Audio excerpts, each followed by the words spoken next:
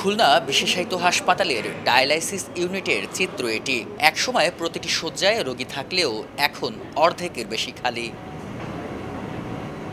২০১০ সালে ১০ শয্যা নিয়ে খুলনায় প্রথম সরকারি পর্যায়ে এই ইউনিটের যাত্রা শুরু হয়। পর্যায়ক্রমে ১০টি ও ৮টি ডায়ালাইসিস মেশিন যুক্ত করে ২৮ শয্যায় উন্নীত করা হয়, যা এ অঞ্চলের কিডনি আক্রান্ত রোগীদের আশার আলো দেখায়। তবে যান্ত্রিক ত্রুটি ও মেয়াদকাল শেষ হওয়ায় ১ বছরের বেশি সময় ধরে অকেজো অর্ধেক মেশিন। এখন চালু আছে মাত্র ১৩টি। ফলে ডায়ালাইসিস নির্ভর রোগীরা পড়ছেন সংকটে। সকালে আসে ৯টা ১০টা বসে থাকা লাগে, কোনদিন হবে না, আমাদের দৌড়ে চলে যায় অন্য আরেক জায়গায়। সিরিয়াল দিয়েছি আরও ১ মাস আগে, এখনও ৮৬ জন সিরিয়াল জনের পরে আমরা পাবো।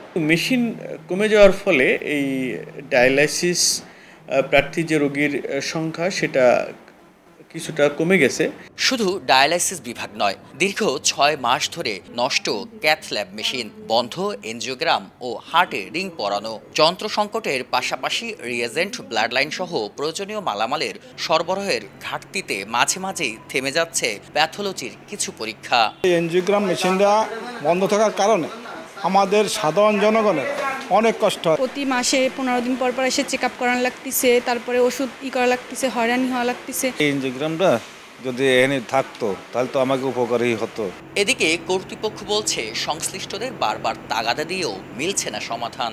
যে কোম্পানি এটি সরবরাহ করেছিল তাদেরকে আমরা লিখেছি এবং তারা আমাদেরকে আশ্বস্ত করেছিল যে আমরা ৩ মাসের মধ্যে এটা ঠিক করে দিব, কিন্তু ৬ মাস পার হয়ে গেল, কিন্তু অদ্যাবধি এই মেশিনটি এখনও পর্যন্ত সচল করতে আমরা পারিনি। তাদের সাথে আমরা নিয়মিত যোগাযোগ রাখছি, আশা করি এটি তাদের মাধ্যমে আমরা ঠিক করে আবার সার্ভিস দিতে পারবো মানুষকে। খুলনা বিশেষায়িত হাসপাতালে ২০২৪ সালে ডায়ালাইসিসের সেশন চলেছে ১৩,৮৭৬টি। বেলাল হোসেন সজল, সময় সংবাদ, খুলনা।